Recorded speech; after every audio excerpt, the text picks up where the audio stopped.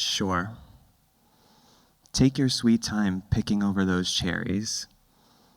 I see you swapping each individual one out of different bags to get the best ones. And 12 other people are stuck behind you with me, waiting to get at something else on the shelf. And, as I'm standing here waiting, there's this horrible sound just like circling around me like a shark. It's getting closer and closer. It's a screaming kid being pushed in a cart by his mom. And I can't get this way, I can't get that way. I'm kind of trapped. I may run her over with my cart. But finally she moves, and I get past her just in time to see someone take the last package of chicken breast. So my friend has been telling me about Walmart Plus, and I'd been hesitant about paying for another subscription, but after this particular day, I thought, fine, I'll give it a shot. So like the software engineer that I am, I went back to the store again the next week so I could time it, because I know that if I don't measure it, I can't improve it. And I was surprised to learn that I spend about an hour and a half on grocery shopping every week. So the week after that, I placed my order in the app, and it took about 15 minutes. So 1 hour and 15 minutes saved per week, that's 65 hours per year. And at $98 for a year subscription, I'm spending about $1.50 for every hour of my life I get back. And it's so clear to me that that trade-off was worth it, and my intuition was so bad. But I was so resistant, I was throwing away my time, and it gave me an idea.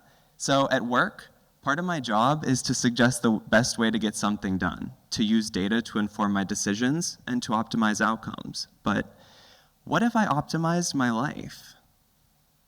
It wasn't just the grocery store. I figured that if I was saving so much time there were probably other areas of my life that I could save time too.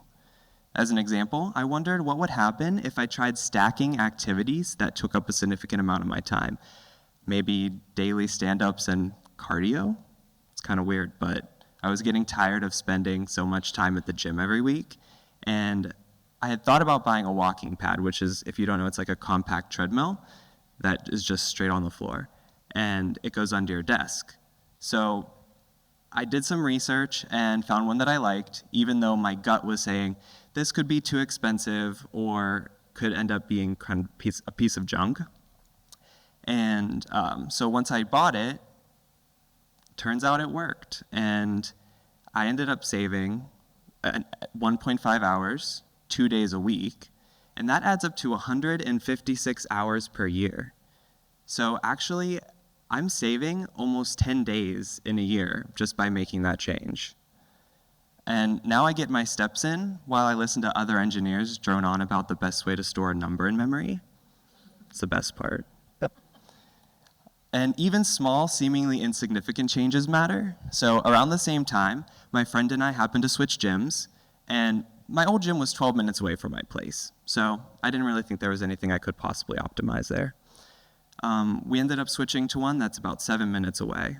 And I never questioned the 12-minute drive, but when I realized I was saving 5 minutes, I did the math. And I realized that 5 minutes, 3 times a week, actually adds up to 780 minutes a year, which is 13 hours. And you may be thinking, this is all numbers and analytics. And the question underpinning all of it, though, is, am I living an optimized life? Because although this might sound pedantic and annoying, I actually made these data-driven decisions across different areas of my life, and I saved a total of 50 days.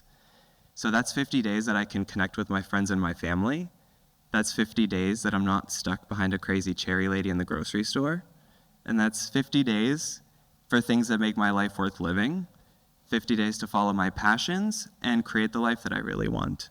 So if you're interested in that too, I suggest scanning the QR code and finding out how I did all of it. Thanks.